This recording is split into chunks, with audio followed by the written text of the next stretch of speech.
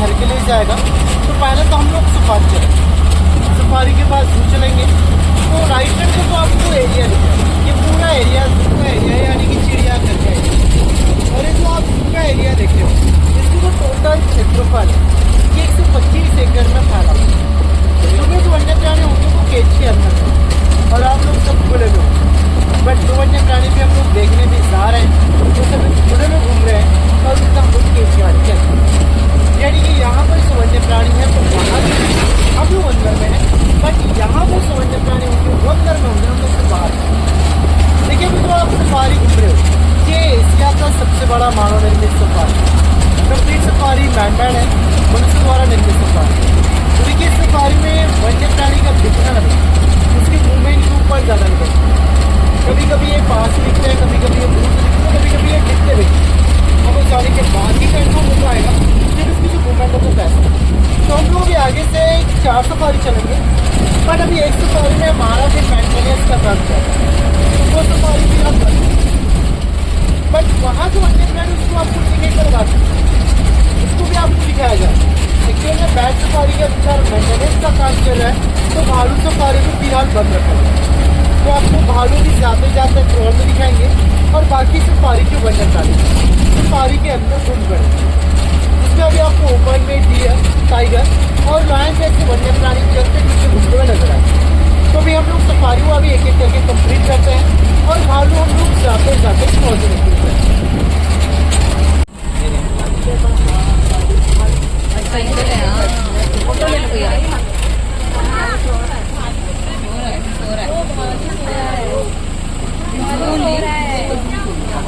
देखिए भाई हमारे यहाँ टोटल भालू की संख्या 5 है।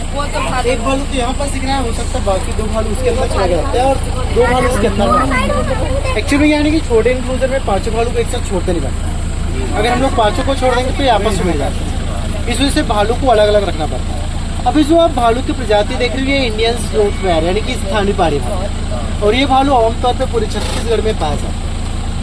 अब देखिए भालू की ना जितनी भी कैटेगरीज होते हैं उसमें सबसे ज्यादा खतरनाक होते हैं वो इंडियन स्लोथ वेयर होते हैं जो आपको यहाँ पे, क्योंकि भालू एक निर्भक्ष वन्य प्राणी है और भालू एक ऐसा वन्य प्राणी है जो सबसे ज्यादा इंसानों पर रहता है। एक्चुअल में होता क्या है कि भालू की देखने और सुनने की शक्ति दोनों होती है, न तो भालू को अच्छे से दिखाई देता है न अच्छे से सुनाई देता है, बट इसकी जो सुनने की कैपेसिटी होती है वो बहुत स्ट्रॉन्ग होती है। भालू दूर से इंसान, वन्य प्राणी तो कुछ खाद्य पदार्थ होते हैं ये दूर से ही सुन लगता है।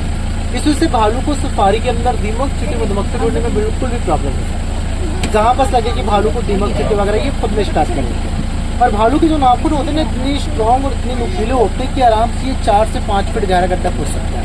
उसके नाखून देखते तो कितने लंबे हैं। बाय द वे अगर भालू को इंसान पर अटैक करे तो सीधा ये आँख, नाक, मुँह बाहर, क्योंकि भालू सबसे ज्यादा इंसानों पर और इंसानों के फेस पर अटैक करता है। अब आप लोग ये जरूर सोच रहे होंगे कि भालू इंसानों के फेस पर अटैक क्यों करता है, तो देखिए इसके पीछे भी एक साधारण सा रीजन है।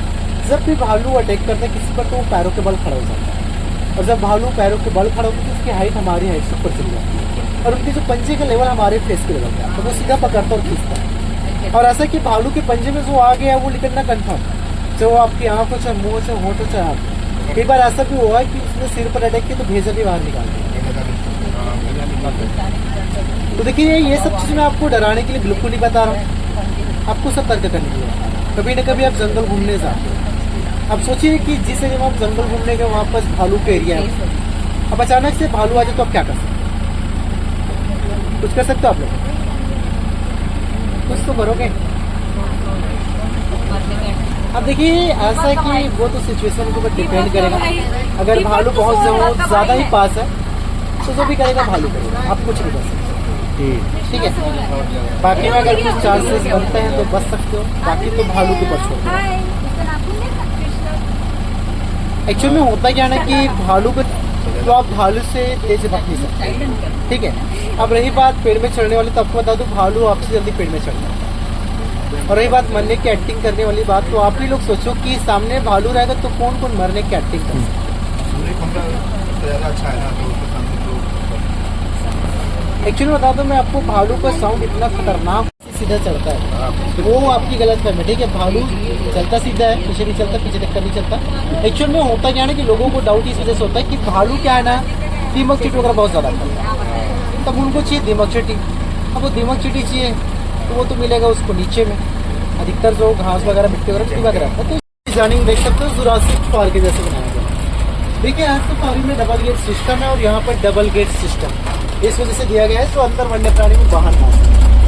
अगर गलती से पहले अगर पार भी कर लेता है तो दूसरा वाला पार भी कर सकता है। पीछे वाला गेट बंद कर दिया जाएगा, फिर ये सामने वाला गेट ये खुला जाएगा। तो देखिए हरियाणा सफारी का जो पूरा एरिया है, ये पूरा एरिया 75 एकड़ में फैला हुआ है, 30 हेक्टेयर का एरिया है।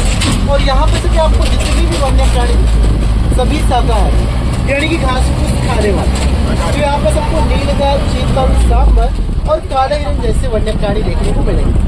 देखिए वन्य प्राणी आपको राइट में भी दिखेगा, लेफ्ट में भी दिखेगा, जहाँ पर दिखेगा थोड़ी देर की गाड़ी होगी। ये हिरण का प्रजाति का सबसे सुंदर वन्य प्राणी, हियर के जितने भी कैटेगरीज होते हैं उसमें सबसे सुंदर है।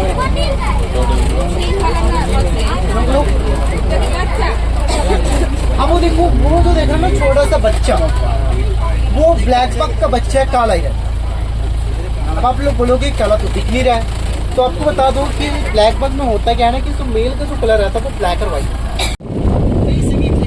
साल में एक बार झड़ जाते हैं ऑटोमेटिक, तो दोनों से धीरे धीरे करके झड़ा देते हैं। और जो सांबर डियर आप देख रहे हो वो हिरण का प्रजाति का सबसे बड़ा वन्य प्राणी। हिरण के जितने भी कैटेगरीज होते हैं उसमें सबसे बड़ा साइज इनका होता है। अब देखो साइज कितना बड़ा है, उसके बावजूद भी वो टाइगर का फेवरेट फूड है। नेचुरल फॉरेस्ट में टाइगर सबसे ज्यादा शिकार करना इनका पसंद है। अब इनके शिकार करने से टाइगर को दो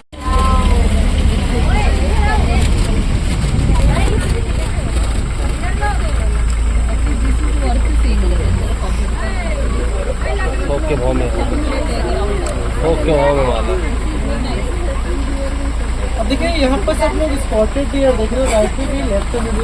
इसमें देखना आपको कुछ सिंग वाली दिख रही है, कुछ बिना सिंग।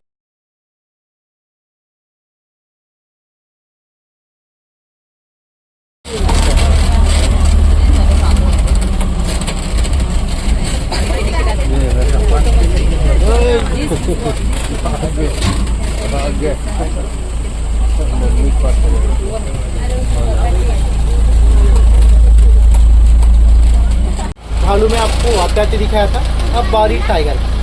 तो सीधा चलेंगे हम लोग बाघ देखने के लिए, यानी कि टाइगर। ठीक है, टाइगर के पास लाइन चलेंगे। तो देखिए ना, दो सफारी, एक टाइगर एक लॉयन का, दोनों सफारी इंपॉर्टेंट है और दोनों सफारी डेंजर है। और दोनों सफारी में ऐसा है कि अब वन्य प्राणी का दिखना ना दिखे, अब पूरा उसके मूवमेंट के ऊपर डिपेंड है।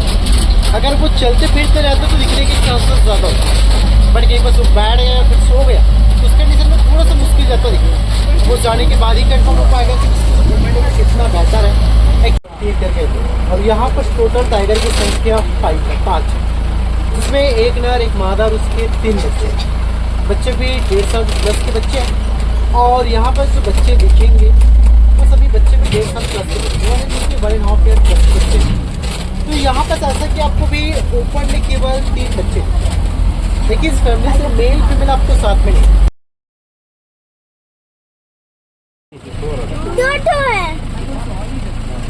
अब एक तो खड़ा हुआ है, वो अभी मूवमेंट करके आया, पानी से बाहर निकला है, और एक अभी थोड़ा सो रहा है।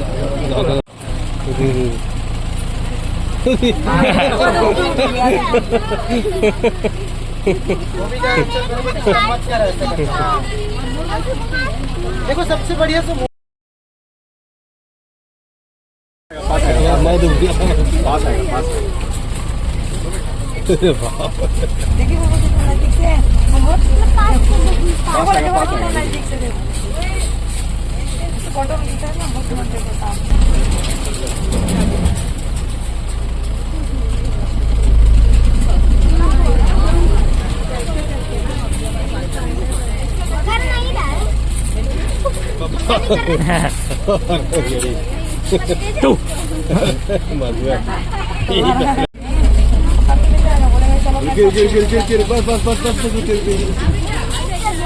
याद आएगा ब्रेक खाओ क्या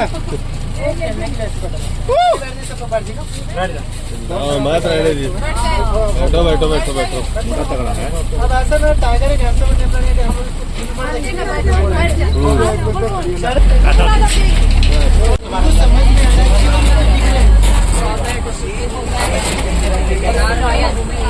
सफारी टाइगर और लायन दोनों के एरिया सेम एरिया। 50 एकड़ का जंगल वहाँ भी इधर, 50 एकड़ का जंगल यहाँ पर। टोटल लाइन की संख्या 5 है, वहाँ भी 5 यहाँ भी। बट यहाँ पर ऐसा है कि 1 मेल 1 फीमेल और 3 कप 3 बच्चे यहाँ भी है।